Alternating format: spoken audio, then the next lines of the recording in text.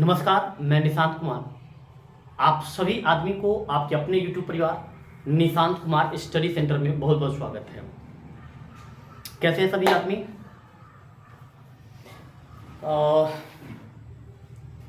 आशा के साथ और उम्मीद के साथ, दोनों के साथ हम ये जरूर कह सकते हैं कि आप लोग बेहतर होंगे और ईश्वर से कामना भी करते हैं कि आप सभी आदमी हमेशा स्वस्थ रहे, पढ़ते रहिए, अपने गार्जियन का नाम रोशन कीजिए, अपने गांव का नाम आगे लेकर के चलिए, है ना। पढ़ने में कोई कंप्रोमाइज नहीं करना होता है, समझे ना। हाँ, बहुत बच्चे होते हैं उनका हेल्थ साथ नहीं देता है कभी कभी किसी सिचुएशन में, तो उससे घबराना नहीं है। क्या कीजिएगा, सुख और दुख जिंदगी के दो पहलू हैं कि कभी सुख का आना तो कभी दुख का आना लगा हुआ रहता है, इससे कोई वंचित नहीं है, सबको होता है ना। तो आप अपने कंसंट्रेशन बनाए रखिए, इधर उधर माइंड सेटअप मत कीजिए, एकदम पढ़ने पर मन लगाइए और उसके साथ साथ हमारा वीडियो को भी शेयर करते रहिए। शेयर करते रहेंगे, फिर हमारा वीडियो भी उन बच्चों तक जाएगा जो नहीं पढ़ पा रहे हैं, या फिर वहां तक अगर इनरीच कर पाएगा तो इस वीडियो का बेनिफिट उनको भी मिलेगा। फिलहाल हम अभी अगला पर बात करने वाले हैं, पार्ट नंबर 7 पर बात करने वाले हैं। ये लेक्चर 7वां जो है, इससे पिछले वाला जो लेक्चर था 6ठा नंबर, उसमें आपको हेनरी का नियम पढ़ने के लिए मिला होगा। हेनरी के नियम के बाद आपको पढ़ने के लिए मिला होगा क्या, तो हेनरी के नियम के ग्राफ जो खींचे थे दाब और बिल्यता के बीच में, जिसमें एक हेनरी स्थिरांक भी लाए थे, याद कीजिएगा KH लाए थे, पिछले वाला जो क्लास था उसके बारे में बता रहे हैं। और आपके आसानी के लिए हम प्लेलिस्ट बना करके सबको एक प्लेलिस्ट में डाल देंगे, वहां से आप जाकर के जो है सो आप पढ़ाई कर सकते हैं, ठीक है। फिलहाल हम लोग हेनरी के नियम के बारे में बातचीत कर चुके हैं, उसके उपयोगिता के बारे में बात कर चुके हैं, और हम कल बता रहे थे कि हेनरी का नियम एक ऐसा कंसेप्ट है जो नीट मेडिकल लेवल तक के प्रश्न में पूछता है। इनके कई सारे सिचुएशंस भी हैं, है ना। क्या उपयोगिता है इनकी, उपयोगिता तो कई बार नॉर्मल सामान्य 12th के बोर्ड में पूछा गया है, तो इसको आप अच्छी तरह से रखेंगे ध्यान में। अभी हम लोग एक न्यू टॉपिक्स पढ़ने वाले हैं, और वो न्यू टॉपिक जो होगा वो है आपका क्या, तो ठोस का ठोस में विलयन। ये क्लास 12 के लिए है, क्लास 12 का क्लास है, और क्लास 12 में ये चैप्टर नंबर कौन है, 2 है। और उस चैप्टर नंबर 2 में क्या है कि ठोस का ठोस में विलयन पढ़ना है। जैसे हेनरी का नियम जब पढ़े थे तो याद कीजिएगा गैस का द्रव में विलयन पढ़े थे, और यहां पर क्या पढ़ना है, ठोस का ठोस में विलयन पढ़ना है। समझ पा रहे होंगे बात। तो ठोस का ठोस में विलयन क्या होता है, देखिए बाबू, हम जब वीडियो का इसका पार्ट 1 बताए होंगे तो हम बताए होंगे कि ये 8-9 प्रकार के होते हैं, ठोस का ठोस में, ठोस का द्रव में, ठोस का गैस में, इस प्रकार का बताए होंगे हम। तो टोटल 9 बताए होंगे, इनमें से एक ये है ठोस का ठोस में विलयन। तो ठोस में ठोस का विलयन किसको कहते हैं, तो देखिए क्या होता है कि जब कोई भी ठोस पदार्थ होता है उस ठोस पदार्थ में किसी अन्य ठोस पदार्थ को मिला देते हैं, मिक्स कर देते हैं, तो जो विलयन बनता है उस विलयन को हम लोग ठोस का ठोस में विलयन कहते हैं। जैसे एग्जाम्पल के तौर पर समझ सकते हैं कि जैसे कि हम लोग दाल खरीद करके लाते हैं, दाल खाने के लिए खरीद करके लाते हैं, उसमें क्या होता है, मारे उकर या कंकर सब जो है मिक्स रहता है ना। तो वहां पर जो वो काला काला जो पॉइंट होता है, जिसको पत्थर कंकर के जो कण होते हैं, तो वो भी कण सॉलिड है, ठोस है। और जो दाल हम लाए हैं खरीद करके बनाने के लिए, वो दाल भी क्या है, ठोस है। तो दाल भी ठोस है और वो कंकर भी ठोस है, और इन दोनों को मिला दिए तो एक मिश्रण बना। तो इसी चीज को हम लोग क्या कहते हैं, ठोस का ठोस में विलयन कहते हैं। समझ में आ रहा होगा। तो इसलिए कभी भी ठोस का ठोस में विलयन का डेफिनेशन लिखना हो तो आप इस प्रकार से लिख सकते हैं कि वह विलयन जिसमें बिल्ले और विलायक दोनों ही ठोस हो, उसे हम लोग ठोस का ठोस में विलयन कहते हैं, ऐसे लिख सकते हैं। या फिर ये भी लिख सकते हैं कि वह विलयन जिसमें एक ठोस यदि दूसरे ठोस में मिश्रित हो जाती है तो जो विलयन बनता है उस विलयन को हम लोग क्या कहते हैं, ठोस का ठोस में विलयन कहते हैं। ये दो आंसर हो सकता है। या फिर यहां पर हम डेफिनेशन लिखे हुए भी हैं, देखिए, वह विलयन जो दो ठोस पदार्थ के मिश्रण से बनता हो, ये भी डेफिनेशन लिख सकते हैं। देखिए, वह विलयन जो दो ठोस पदार्थ के मिश्रण से बनता हो उसे ठोस का ठोस में विलयन कहते हैं। समझ आ रहा बात। तो ये ठोस का ठोस में विलयन का डेफिनेशन है ना। याद कीजिए बाबू, हम फिर से एक बार बताते हैं कि जब कोई भी दो ठोस पदार्थ आपस में क्या कर जाते हैं, मिल जाते हैं, तो जो विलयन बनता है उस विलयन को हम लोग ठोस का ठोस में विलयन कहते हैं। या फिर दूसरा कारण समझिएगा कि वह विलयन जिसमें विलय और विलायक दोनों ही ठोस के रूप में हो उसे भी हम लोग क्या कहते हैं, ठोस का ठोस विलयन कहते हैं। या फिर वह विलयन जो दो ठोस पदार्थ के मिश्रण से बनता हो, ऐसे विलयन की बात करें जो दो ठोस पदार्थ के मिश्रण से बनता हो उसे हम लोग ठोस का ठोस विलयन कहते हैं। तो ये ठोस का ठोस विलयन हो गया, है ना। जैसे एग्जांपल में और देखना चाहिए तो जैसे कि बालू है, प्लास्टर करवाने के लिए जो बालू आता है चिकन बनाने के लिए एकदम, समझना। तो उसको क्या क्या होता है कि उसमें देखिएगा तो पत्थर रहता है ना, तो प्लास्टर करने से पहले उसको क्या करते हैं, जाली लगा करके उसको जो है सफाई करते रहते हैं, सफाई करते हैं। सफाई करते हैं मतलब कि पत्थर कंकर के कण को अलग हटा देते हैं और फिर वो जो पार्टिकल्स बचते हैं, डेट मींस की जो सैंड होते हैं वो अलग हो जाते। तो जो पूर्ण अवस्था में वो थी जिसमें बालू भी था और पत्थर कंकर भी मिक्स थे, तो वो ठोस ठोस का विलयन हो जाएगा। तो याद रखिएगा इसमें विलय और विलायक दोनों ही ठोस के रूप में होना चाहिए। इसलिए आप डेफिनेशन हम कई सारा बताए हैं और एक डेफिनेशन हम यहां पर लिख भी दिए हैं, वह विलयन जो दो ठोस पदार्थ के निर्माण से बनता हो उसे ठोस का ठोस में विलयन कहते हैं। आप इस वीडियो को जो है सो आप क्या करें, इसका स्क्रीनशॉट ले लीजिए या फिर अगर आप लिखना चाहते हैं तो इसको जल्दी से लिख लीजिए, हम साइड हो जाते हैं, है ना। उसके बाद फिर हम लोग नेक्स्ट टॉपिक पर बात करेंगे। डेफिनेशन लिख लीजिए ठोस का ठोस में विलयन। चलिए भाई, तो लिख लिए होंगे ठोस का ठोस में विलयन का परिभाषा।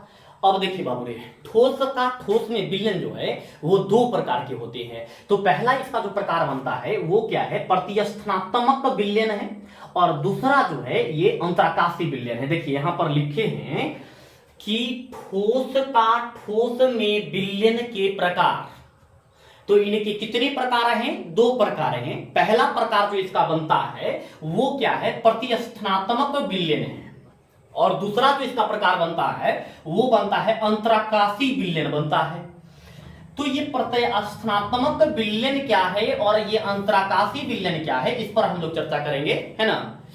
तो देखिए बाबू, प्रतिस्थानात्मक हम पहले ही बताए हैं कि ये जो विलयन है, जो इसके मम्मी पापा हुए ठोस का ठोस में विलयन, ये ठोस ठोस से ही बना है। तो ये ठोस ठोस से बना, एकरे जो है से अलग अलग सेपरेट किए तो दूगो विलयन बना, एगो प्रतिस्थानात्मक बना तो एगो अंतराकाशी विलयन बना, समझे ना। अब ये प्रतिस्थानात्मक विलयन क्या है पहले आप इसको समझिए, है ना।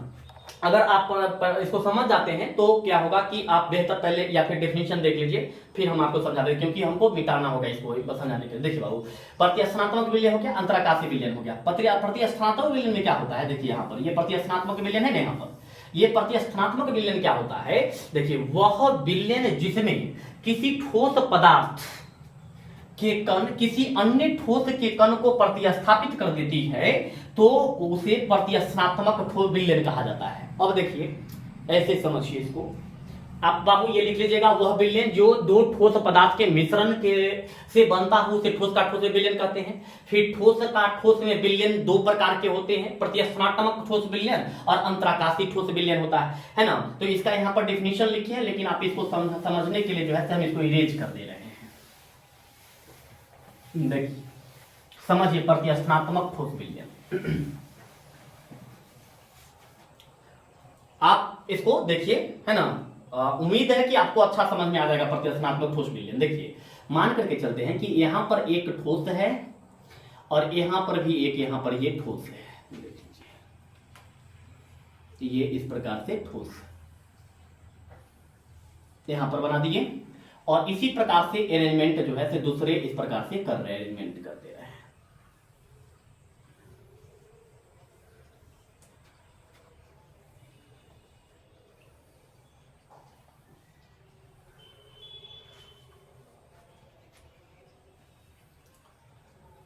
देखिए बाबू भागिए, देखिए यहां पर प्रतिस्थानात्मक ठोस विलयन कैसा होगा, है ना।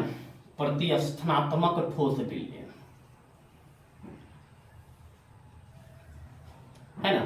देखिए बुआ करेंगे क्या, इसमें एक के इंटरवल में एगो को क्या करेंगे, पेंट इस प्रकार से कर देते हैं, है ना, ताकि आपको समझ में आ जाए, हैं। इसको छोड़ देंगे फिर ये हो जाएगा, है ना। फिर इसी प्रकार से जो है यहां पर ये हो जाएगा, ये हो गया। अब यहां पर ये हो जाएगा कलरफुल, ये, और यहां पर ये, फिर यहां पर ये वाला होगा, है ना। यहाँ पर ये और एक फिर यहाँ पर ये, इस प्रकार का बॉन्ड बनेगा।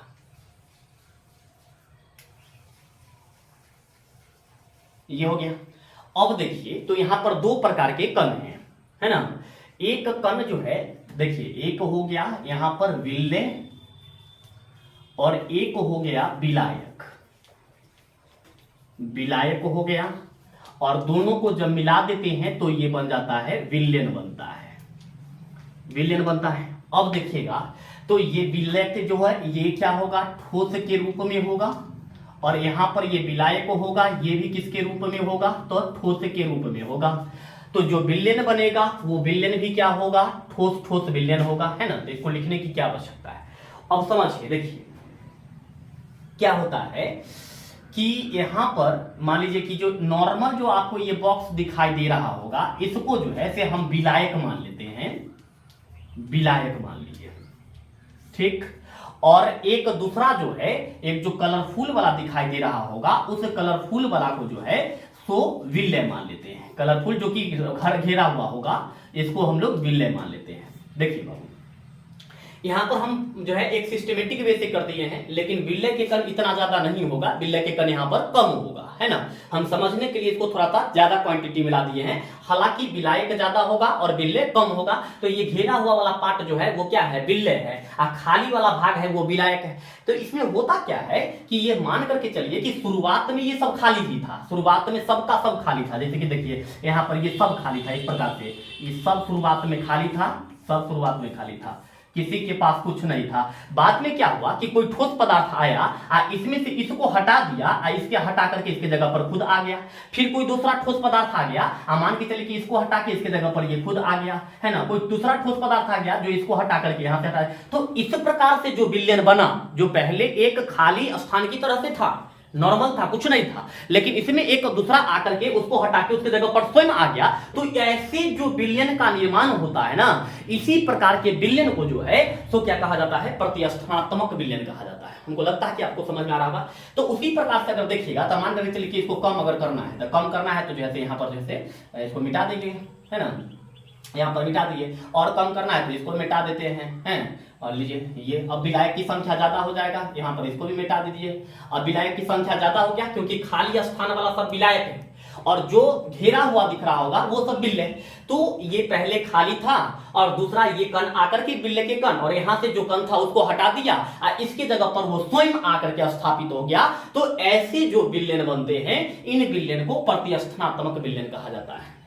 समझ में आ रहा है। यानी कि वह विलेन जिसमें कोई ठोस पदार्थ किसी अन्य ठोस पदार्थ के कण को हटा करके वहां स्वयं स्थापित हो जाए, तो फिर जो क्रिस्टल बनता है उस क्रिस्टल को क्या कहा जाता है, प्रतिस्थानात्मक विलेन कहा जाता है, या प्रतिस्थानात्मक ठोस विलेन कहा जाता है। समझ में आ रहा होगा। देखिए प्रतिस्थानात्मक ठोस विलेन का डिफिनीशन भी हम लिख दिए यहाँ पर, देखिएगा तो यहाँ पर क्या है, वह विलेन जिसमें किसी ठोस पदार्थ, है ना, यहाँ पर देखिए यहाँ पर क्या है कि वह विलेन जिसमें कोई ठोस पदार्थ के कण, मतलब कोई एक ठोस पदार्थ था उसका कण किसी अन्य पदार्थ जो था ठोस ही था, और किसी अन्य ठोस के कण को क्या करता है, प्रतिस्थापित कर देता है, तो फिर उसे हम लोग क्या कहते हैं, प्रतिस्थानात्मक विलेन कहते हैं। तो ये प्रतिस्थानात्मक विलेन का डेफिनेशन है ना। उसके बाद ये है अंतराकाशी विलेन, इसी का एक पार्ट है ना। तो एक बार हम थोड़ा सा रिवीजन करवा देते हैं कि वह विलेन जिसमें दो ठोस के मिश्रण के संयोग से बना हो, या एक ठोस दूसरे ठोस के साथ जब मिलता हो तो जो विलेन बनता है, उस विलेन को हम लोग ठोस में विलेन, ठोस का ठोस में विलेन कहते हैं। ठोस का ठोस में विलेन दो प्रकार के होता है, पहला प्रतिस्थानात्मक ठोस विलेन होता है, दूसरा अंतराकाशी ठोस विलेन होता है। प्रतिस्थानात्मक ठोस विलेन किसको कहते हैं, तो एक कोई भी समझ लीजिए कि ये ठोस है, उसमें कोई अन्य ठोस के कण आकर के उसको हटा दिया और उसके जगह पर स्वयं स्थापित हो गया, जैसा कि आपको ये डायग्राम में दिख रहा होगा। तो उसी चीज को हम लोग प्रतिस्थानात्मक विलेन कहते हैं, समझे। तो प्रतिस्थानात्मक विलेन का परिभाषा लिख करके आप इसका डायग्राम जरूर बना लीजिएगा, ताकि आप कभी जब देखिएगा तो ये समझ में आ जाएगा, समझे ना। तो ये प्रतिस्थानात्मक ठोस विलेन का हो गया। दूसरी नंबर बात जो है ये अंतराकाशी ठोस विलेन है। तो पहले आप इसको नोट कर लीजिए, फिर हम लोग अंतराकाशी ठोस विलेन पर बात करेंगे, है ना। तो पहले क्विकली इसको नोट कर लीजिए।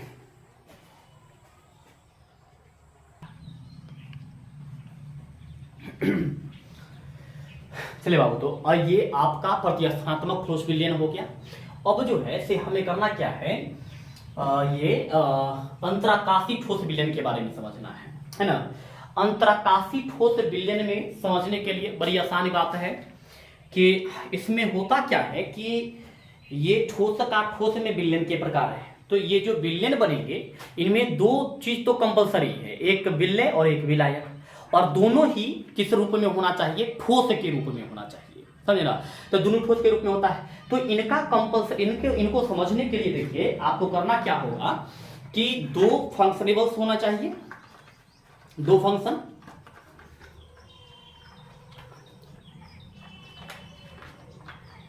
देखिए दो फंक्शन क्या होंगे कि मान करके चलिए कि यहां पर हम कर रहे हैं कि यहां पर एक मान लीजिए कि क्रिस्टल बना रहे हैं, ये क्रिस्टल बना रहे हैं, यहाँ पर जो है से यहाँ पर एक और क्रिस्टल ये इस प्रकार से बना रहे हैं, ये क्रिस्टल का फॉर्मेशन हो रहा है। क्रिस्टल में हमेशा ये सेम आकार का होता है, यहाँ पर हम बोर्ड पे बना रहे हैं तो ये छोटा बड़ा हो जाएगा, तो इस पर जो है थोड़ा सा आपको विचार करना है ना।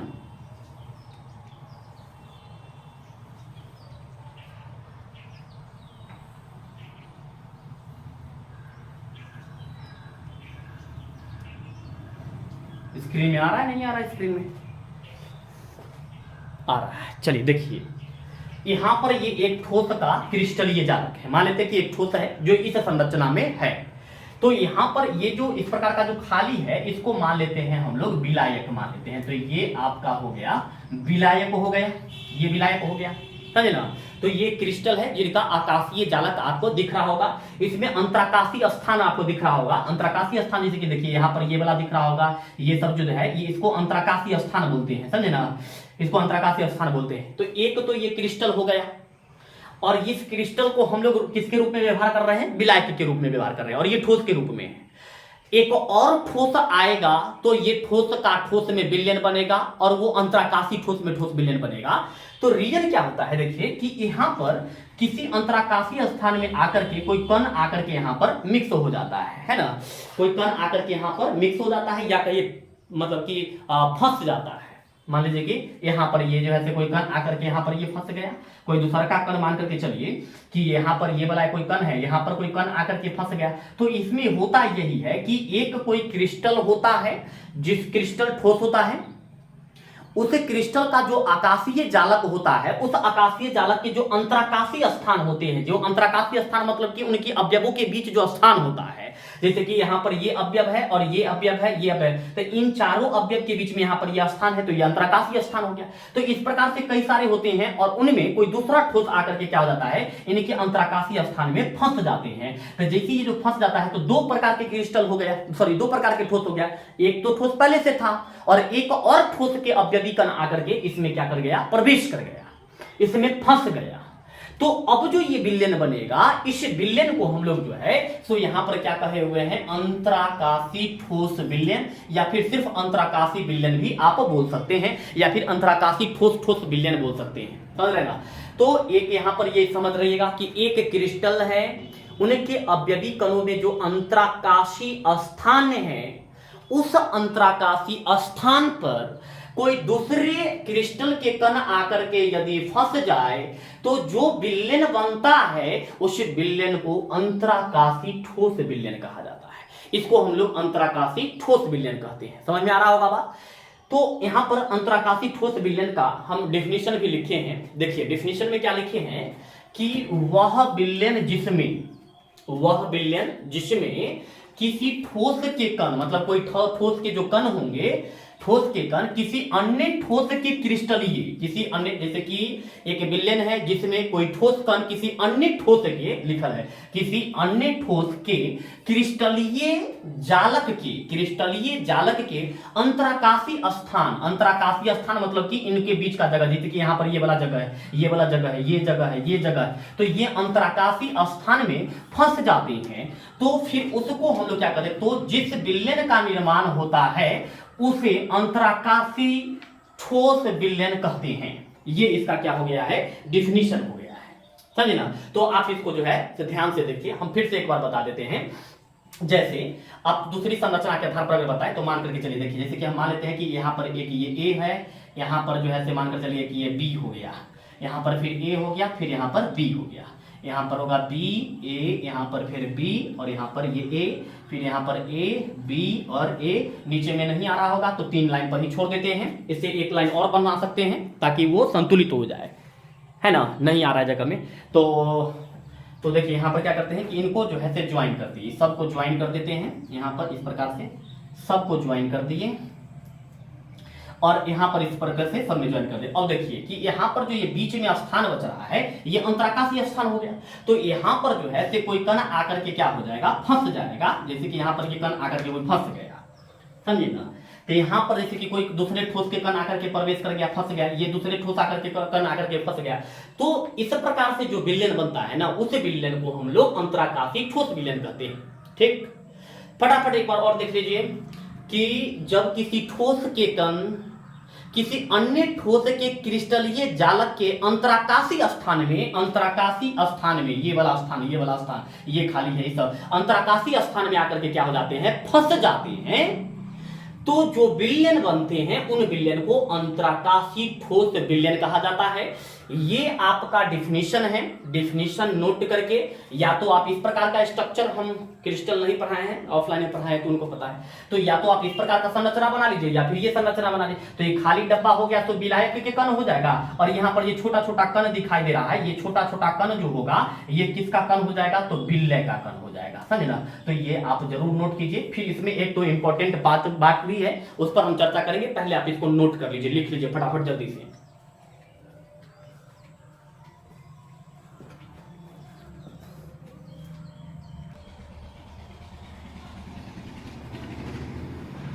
देखिए बाबू, तो आप ठोस का ठोस में विलयन देख लिए, ठोस के विलयन के प्रकार देख लिए, उसमें 2 पर है, एक प्रतिस्थात्मक ठोस विलयन पर है, एक अंतराकाशीय ठोस विलयन पर है। तो फटाफट देखिए यहाँ पर, है ना, क्या हुआ कि जैसे कि यहाँ पर आपको जल्दी से ज्यादा समझ में आएगा। जैसे कि यहाँ पर ये एक गोला बना लिए, यहाँ पर ये गोला बना लिए, सब गोला बना लिए, ये सब एक क्रिस्टल के अवयवी कण को व्यवस्थित शो कर रहा, व्यवस्था को बता रहा है। यहाँ पर ये हो गया, है ना। अब देखिए इसमें से किसी एक क्रिस्टल के कण को वो क्या करेगा, हटा, कोई भी एक, मतलब कि जितने विलय के कण होंगे, ऐसे ये अभी विलायक के रूप में सारे हैं, सब के सब एक ही जैसे कण हैं, तो ये विलायक के रूप में है। इनमें क्या होगा कि कोई दूसरा ठोस के कण आएगा, इसमें से किसी कण को भी हटा देगा, और हटाने के बाद वहां पर वो खुद जो है प्रतिस्थापित हो जाएगा, आ जाएगा, खुद यहाँ पर आकर के प्रतिस्थापित हो जाएगा। तो इस प्रकार से जो कण बनेंगे ना बाबू रे, तो ये जो मतलब विलयन बनेंगे, ये विलयन जो होगा वो कौन सा विलयन होगा, तो आपको पता होना चाहिए, ये प्रतिस्थात्मक ठोस विलयन होगा, क्योंकि पहले वाले विलयन के कण को हटा करके स्वयं आ जा रहा है, और ये जो घेरा हुआ दिखाई दे रहा है ये आपका हो जाएगा क्या, तो विलय हो जाएगा। तो ये हो गया आपका क्या, प्रतिस्थात्मक ठोस विलयन हो गया। और एक जल्दी से और बता देते हैं फटाफट, ताकि टाइम वेस्ट ना हो। जैसे कि मान करके चलिए कि यहाँ पर ए हो गया, फिर यहाँ पर ये बी ए, और यहाँ पर ये बी, फिर यहाँ पर ये होगा बी ए, फिर होगा ए बी, और फिर दूसरा देखिए यहाँ पर फिर हो जाएगा क्या, बी, और यहाँ पर ये ए बी, और यहाँ पर ये ए। इस सब के क्रिस्टल को, फंक्शन को इस प्रकार से पैक कर दीजिए।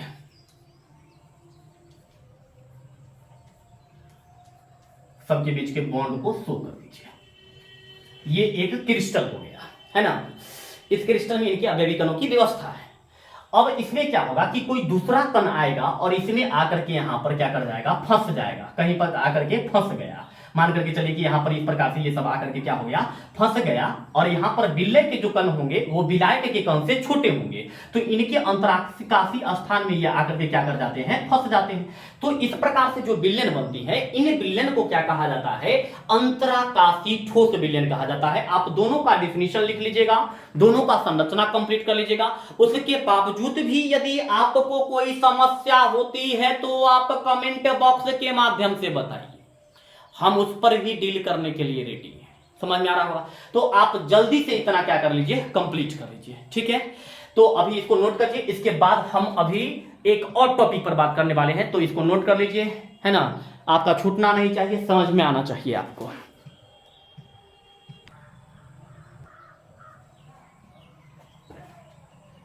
देखिए बाबू, ये आपका ठोस का ठोस में विलयन जो था वो टॉपिक खत्म है। अभी जो टॉपिक है वो आपका है ठोस का द्रव में विलयन और वाष्प दाब है। यानी कि यहां पर ये ठोस होगा और ये ठोस मिलेगा किसमें, तो द्रव में मिलेगा। तो ठोस का द्रव में विलयन और वाष्प दाब होगा। यहां पर यदि इसको हम लोग इंग्लिश में बोले तो ये होगा solution of solid in liquid and vapour pressure होगा। वेपर प्रेशर दैट मीन्स की वाष्प दाब होगा।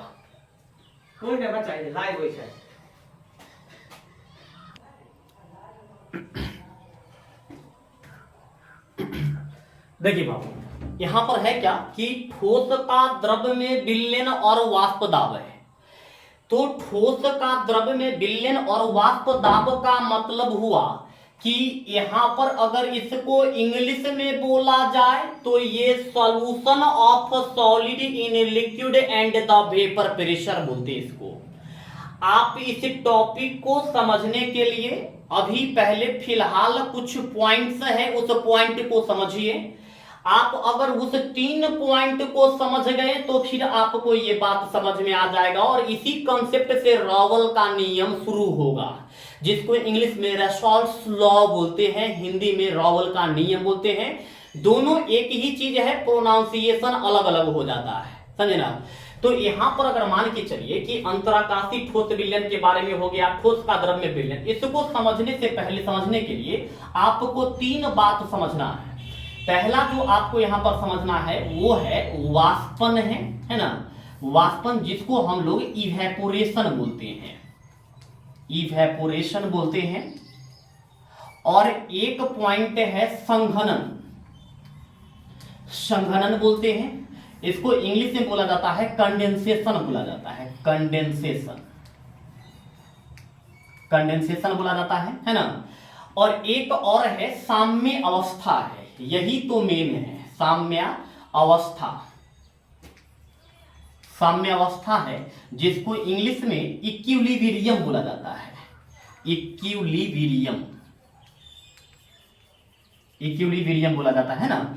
तो ये 3 पॉइंट है, एक क्या है वाष्पन है, दूसरा संघनन है और तीसरा है साम्य अवस्था। हम इस 3 पॉइंट को इसलिए बता रहे हैं ताकि आपको ठोस का द्रव में विलयन और वाष्प दाब समझ में आ जाए।